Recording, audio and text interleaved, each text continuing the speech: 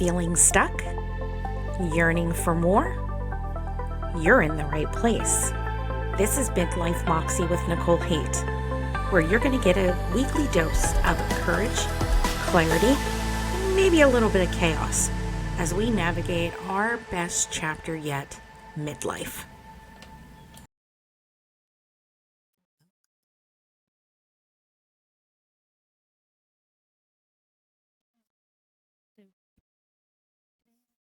To talk about the radical act of putting yourself first.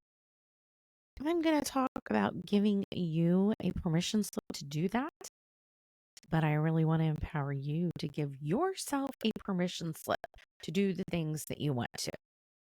So I hope the last two episodes might have cracked something open within you. And we're just getting started because each and every week, I just want to light that fire deeply within you a little more. So today, we're not going to talk about the kumbaya of feeling good. We're going to talk about reclaiming what you have buried to survive. We're going to talk about something that feels like a rebellion, but it's actually a resurrection for you. And what is that? It's putting yourself first. Here's something that no one is talking about or giving warnings about for us women in midlife. It doesn't kill us quickly. It erodes us slowly. One day you wake up and you look in the mirror and you realize you've become a background character in your own life. I see it all the time. I've experienced it in my own life. I see it in the people that I work with. And just maybe this is something you see in yourself. In the quiet panic behind your eyes, when someone asks you, what do you want? And you can't answer. Not because you're indecisive, but because no one has ever let you want anything for yourself. And so for decades, you didn't. But let me say this clearly. Putting yourself first is not a luxury. It's the only thing that just might save your life. And if that word, selfish, is already screaming in your head, good. Let it scream. And we'll dismantle that in a future episode. But for now, I really want you to ask yourself, who benefits when you believe prioritizing yourself is selfish? Who gets to keep taking from you while calling it love? And what is it costing you to keep giving like that? I'll tell you what it costs me. My health, my peace, my sense of self. I said yes so reflexively, so compulsively, that I didn't realize I was bleeding out by 1,000 invisible cuts. Give you a little inside story from a client, we'll call her Melissa, who had the same disease. We called it overfunctioning. She had a nice home, a cushy job with a really fancy title, a calendar packed full of things for everybody else. But when I asked her, what was the last time she did something for joy? She froze. She completely glazed over. And we sat in silence because that was the sound of a woman who's been invisible too long, not to others, but to herself. Now, I want you to listen to me closely as we're about to have a really deep discussion. I can tell you that you deserve more. I can show you proof. I can even list every woman that I've helped resurrect her own truth. But unless you decide, is this the moment? Because if you don't, none of this matters. The only person who can give you permission is you,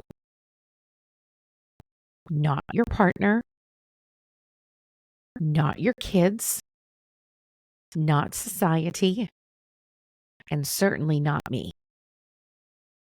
And honestly, no one is going to come tap you on the shoulder and say, "You're allowed now."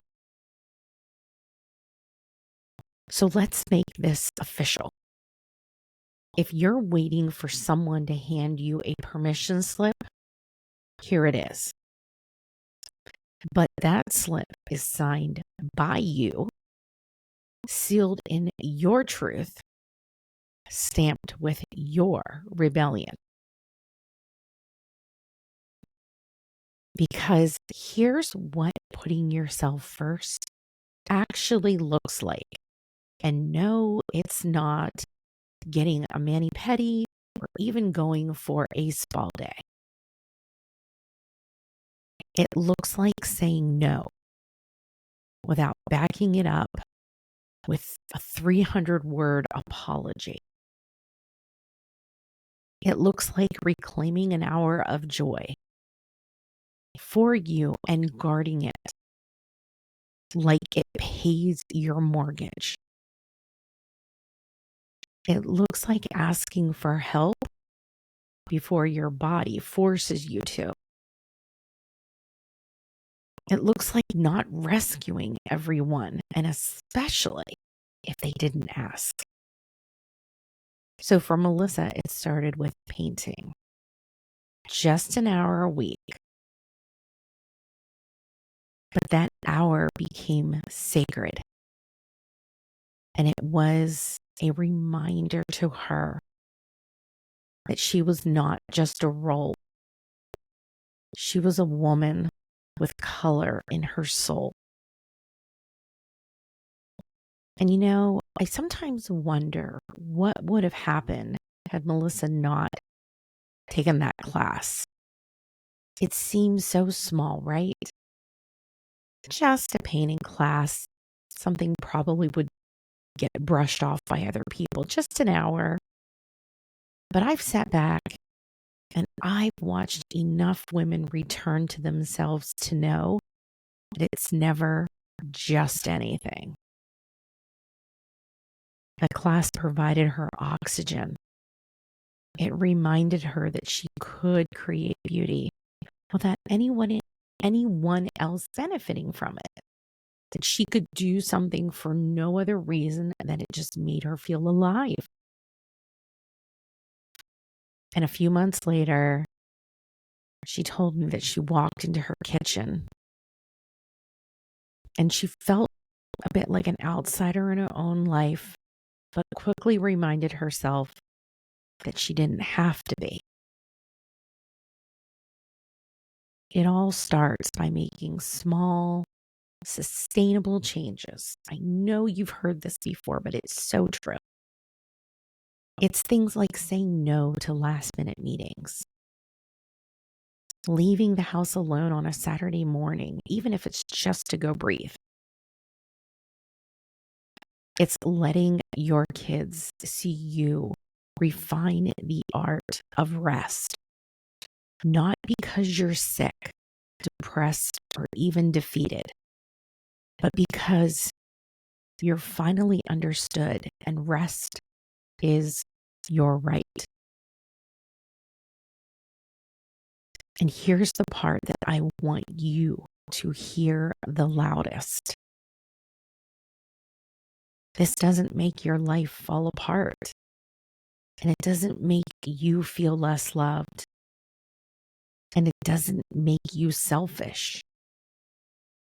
It makes you whole.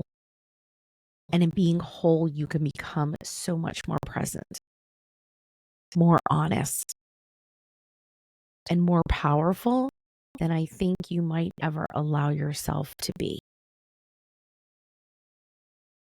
And for me, it started with a pause, a self-awareness moment. So let me take you with me and paint a picture of me sitting at a desk at my day job. Got the corporate clothes on. The computer screens are in front of me with dozens of tabs open for what I needed to do in my workday. And some days I was smiling on Zoom, but I was slowly dying inside. There was a time where I was the new girl in a new role, one that I had fought so hard for, one that I really was excited to land. And I thought this was it, my forever role, the career that would finally see me, value me, let me pour my inherent gifts into something that mattered. But that joy slowly started to leave my body faster than my coffee cooled. Every morning, I'd find myself sitting at that desk and feeling smaller, not seen, not heard, just another woman who was silently shape-shifting to match a role that I was hired for instead of the role that my soul was built for. But I kept pushing through because I was good at pushing. Because I was trained to tolerate what doesn't fit, to smile through it, to be grateful for opportunity, even when it sucked the life out of me. One day, something broke open, and it wasn't loud and it wasn't dramatic. It was a very quiet clarity, a whispered knowing. You don't have to keep doing this. And that whisper became my new religion. I got brutally clear on what I wanted, the work I craved to do, the role I was meant to play, the kind of environment that wouldn't just use me, but expand me. And then I waited. I didn't scramble, force, or even cling to a thought or an emotion. And quite honestly, it was probably the hardest thing that I've ever done. I had to be still. I journaled, meditated, visualized, but most of all, I trusted, even when I had no proof that anything better was coming for me. But it did. And it came in the form of multiple job offers, all aligned, all exciting, and all the things that I never would have had space to receive had I not paused, purged, and prepared for them. And was it perfect? No. That chapter ended sooner than I had expected. And we'll talk about that another time. But I don't regret a second of it because that experience didn't fail me. It forged me. That practice of waiting without withering, that choice to believe I was worthy of work that fit me, stretched me, and honored me, that became the compass that led me here to this podcast, to this calling, to this moment with you. So if you're sitting at your desk right now, faking gratitude, hiding burnout, and wondering if it's selfish to want more, let me tell you, it's not selfish. It's sacred. That whisper inside of you, don't ignore her. Don't rush her. Don't silence her. Just listen. Because your role isn't gone. It's just waiting for the real you to show up. So I want to give you a ritual, a daily check-in. Every morning, ask yourself, what do I need today? What would nourish me? What would feel mine? And then give yourself one thing, no matter how small. Because it's not about how long it takes. It's about showing your nervous system something that it's never seen. That you matter now. So I'm going to ask you again, what do you need today? Not what can wait, not what's practical, and not what keeps the peace. What do you need? Because here's what I know about you. Even if we've never met, you've been waiting for a window that won't open unless you kick it. You've been telling yourself things like, oh, when things settle down, when they don't need me as much, or when I've earned it. But let's stop pretending later is a plan. Later is a delay tactic your brain is using to keep you safe. And staying safe, it's costing you everything. Here's what I want you to do right after this episode. I want you to go somewhere quiet and set a 5-minute timer and ask yourself, if no one else mattered right now, what would I choose? And allow whatever comes up to be honored. One action, one shift, one yes to you. And then send me a direct message on the socials or make a comment here. Tell me what it was. Tell us what it was. I want to celebrate it with you. We want to celebrate it with you. Because you don't need a massive overhaul. You just need proof. You need proof that your life doesn't collapse when you prioritize yourself. In fact, that's when it finally begins. Are you ready? Good. Now I want you to go do something radical and choose you.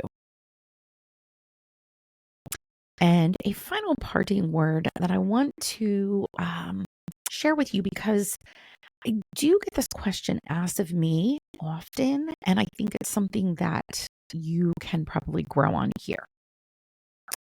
That question is, how do I know it's okay to put myself first? Because maybe you've never done it, or it's been a very long time since you've done it. I want you to question that thought with this question. Okay, according to who?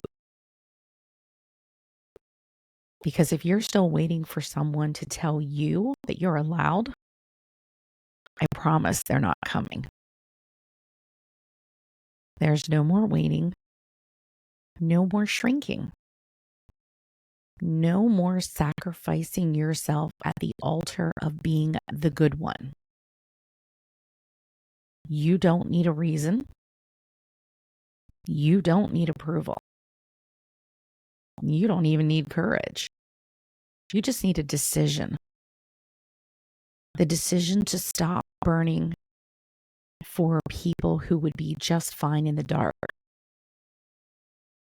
The decision to put joy back on the calendar. The decision to make you the damn priority. Because you matter. Not for what you do. Not for what you give.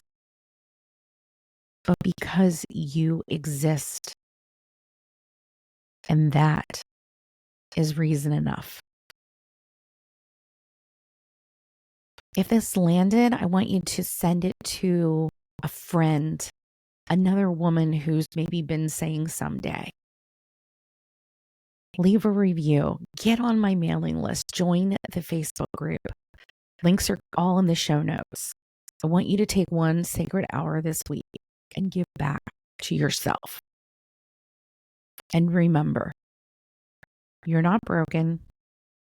You're just not home yet. Sign your own permission slip. And I hope you join me next week for episode 4.